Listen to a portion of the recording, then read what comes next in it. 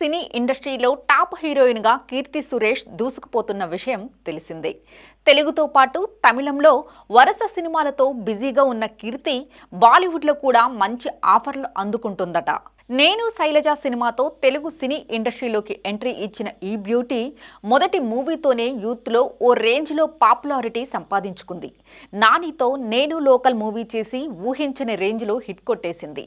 ఆ తర్వాత పవన్ అజ్ఞాతవాసి మూవీస్ నటించినా ఆ సినిమా మెప్పించలేకపోయింది. అదే ఏడాది మహానటిలో అద్భుతంగా నటించి నేషనల్ అవార్డు అందుకుంది. మహానటి తర్వాత బ్యూటీ కెరీర్ మారిపోయింది. రిజల్ట్తో సంబంధం లేకుండా బ్యాక్ టు బ్యాక్ సినిమాల్లో నటిస్తోంది.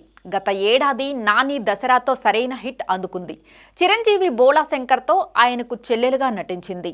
2024లో సైరన్తో వచ్చిన అమ్మడు, కల్కి సినిమాలో కూడా భాగమైంది. ఇప్పుడు కోలీవుడ్లో 3 చిత్రాలతో పాటు బాలీవుడ్లో తెరీ రీమేక్ చేస్తోంది. అయితే ఈ బ్యూటీ ఇండస్ట్రీలోకి వచ్చి చాలా ఏళ్ళు అయినా గ్లామర్లో మాత్రం ఎప్పుడూ హద్దు దాటలేదు. కానీ ఈ మధ్య గ్లామర్ డోస్ పెంచింది, మెల్లమెల్లగా పెంచుతోంది కూడా.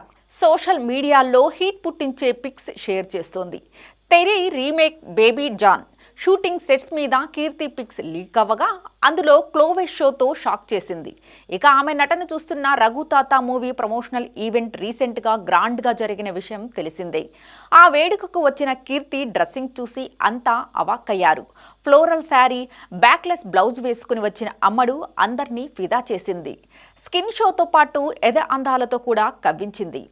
అందుకు సంబంధించిన పిక్స్ సోషల్ మీడియాలో ఫుల్ వైరల్ అయ్యాయి. నెటిజన్లు తెగ స్పందిస్తున్నారు.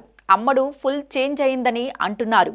బాలీవుడ్లోకి ఎంట్రీ ఇవ్వగానే కీర్తి సురేష్ డ్రెస్సింగ్ సెన్స్ మారిపోయిందని నెటిజన్లు అంటున్నారు. క్లీవేజ్ షోతో అదరగొడుతోంది అంటున్నారు. కొత్తగా కనిపిస్తోందని కామెంట్స్ పెడుతున్నారు. బాలీవుడ్ డెబ్యూలో వరుణ్ సందేశ్ సరసన అదరగొట్టడం పక్కా అని జోసెం చెబుతున్నారు. ఆ మూవీ రిలీజ్ అయ్యాక అమ్మడి క్రేజ్ ఇంకా పెరుగుతోందని అంటున్నారు. ఏదేమైనా డ్రెస్సింగ్లో కాదు, మరి అప్డేట్ కమింగ్ మూవీస్లో అమ్మడు గ్లామరస్ కనిపిస్తుందో లేదో చూడాలి.